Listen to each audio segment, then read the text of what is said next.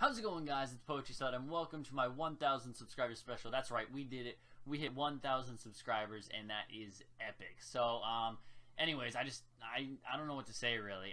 We hit it a couple days ago, and I was, like, staying up late, and then I look at my channel, and all of a sudden we hit 1,000, and I was like, oh, snap.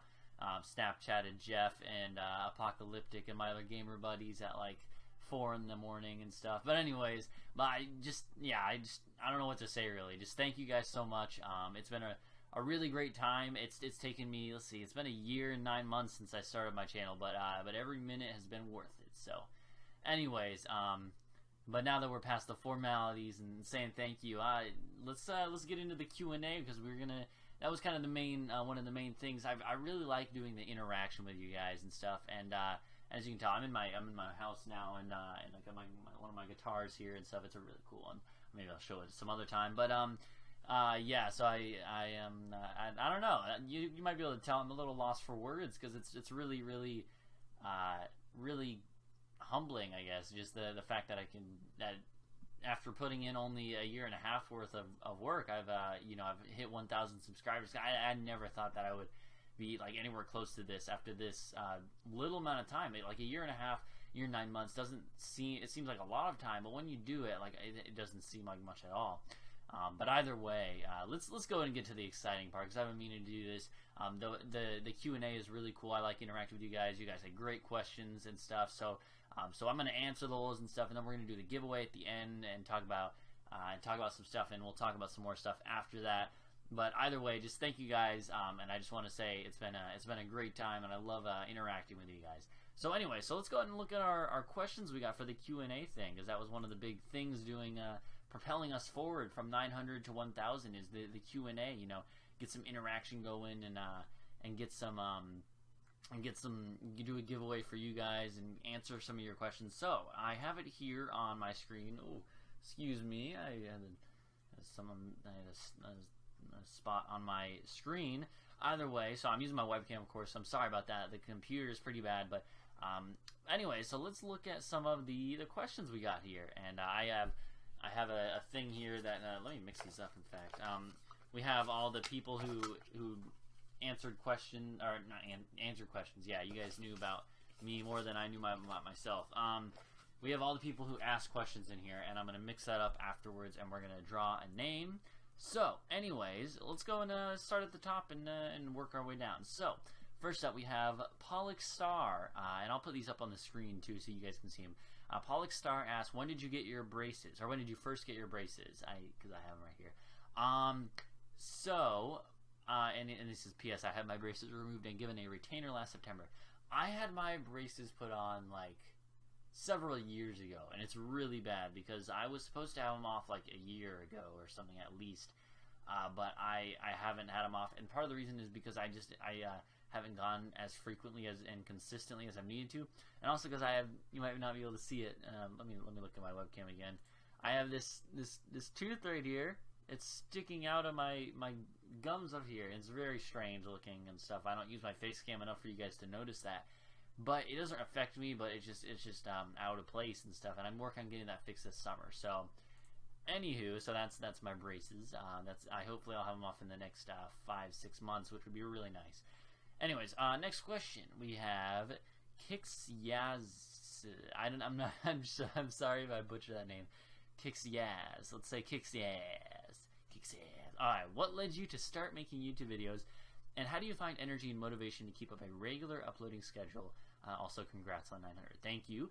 And so for YouTube, for me, really, the thing that made me start, I'll start with the first part. So what led to make me start was that I watched a lot of it. And I watched, like, I started with some bigger ones like Markiplier and PewDiePie and stuff.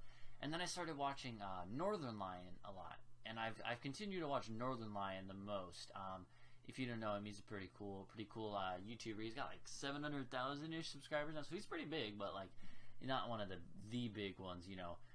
But anyway, so I watched his stuff, and I really liked it, and I really liked his commentary, especially because he doesn't edit any of his videos at all, except for finding the in point and the out point.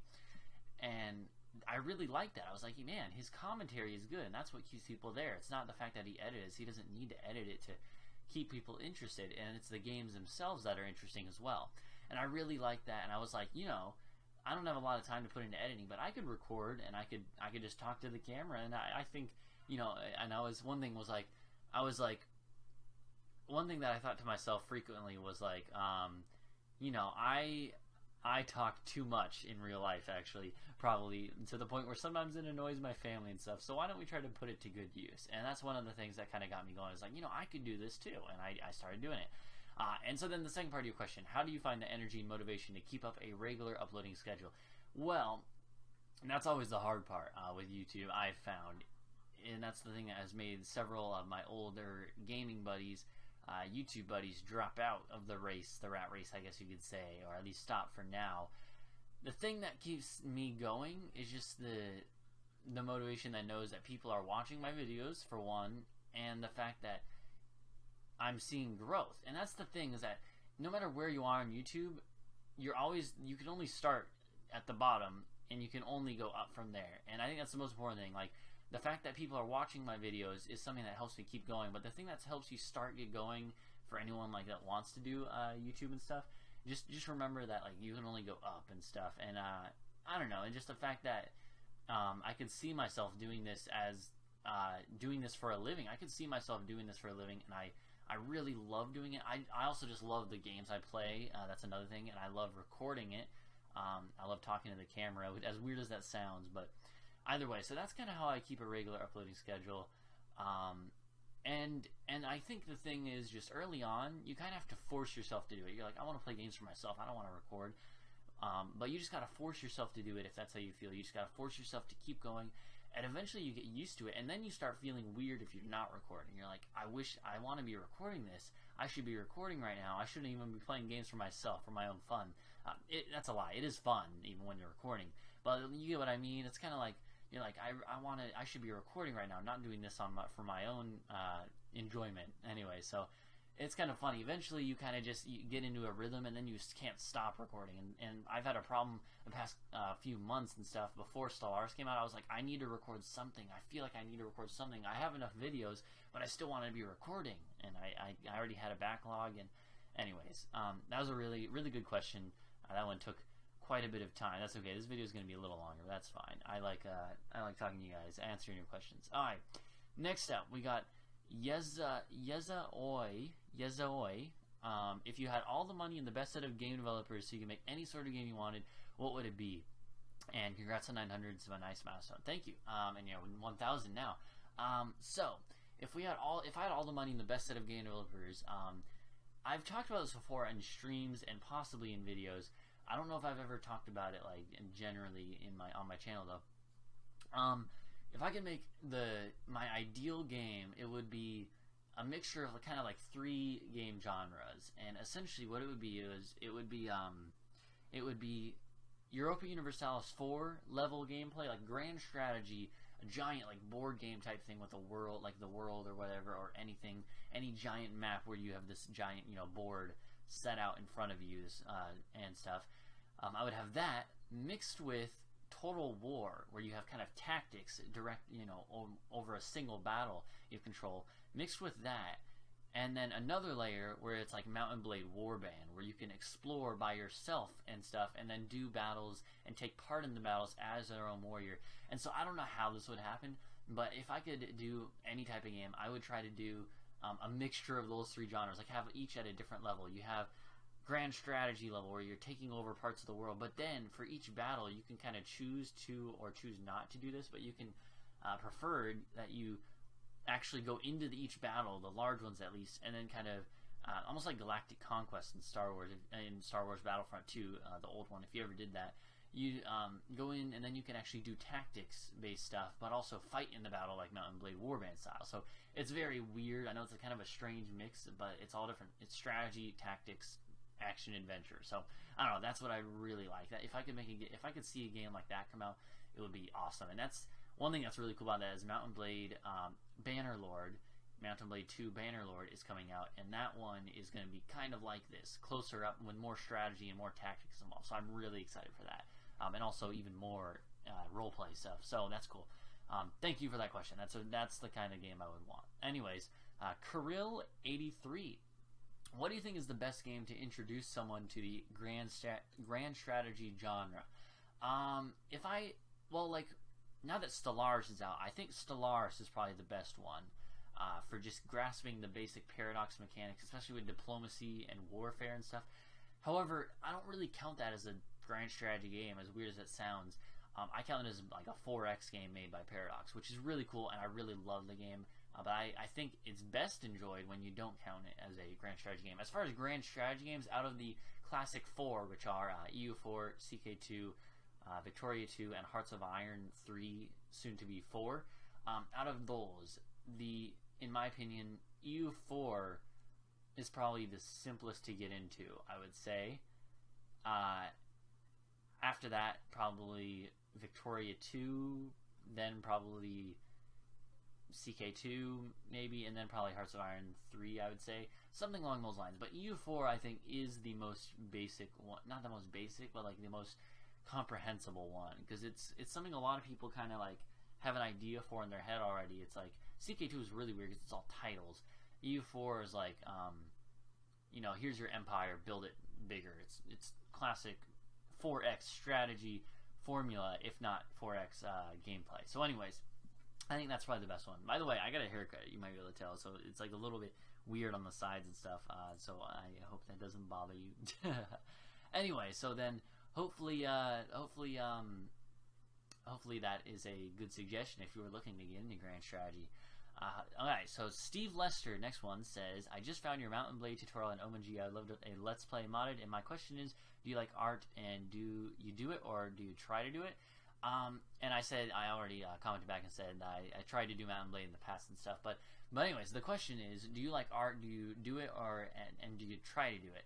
I really like art. Like, it's definitely something I think is an important part of being a well-rounded, like, person, if as far as education and I don't know, just in general, I think it's good to like art, and I've tried to do it before. I actually have done sketches before, and I've been trying to do more like sketch art, drawing and stuff with charcoal or pencils and stuff lately.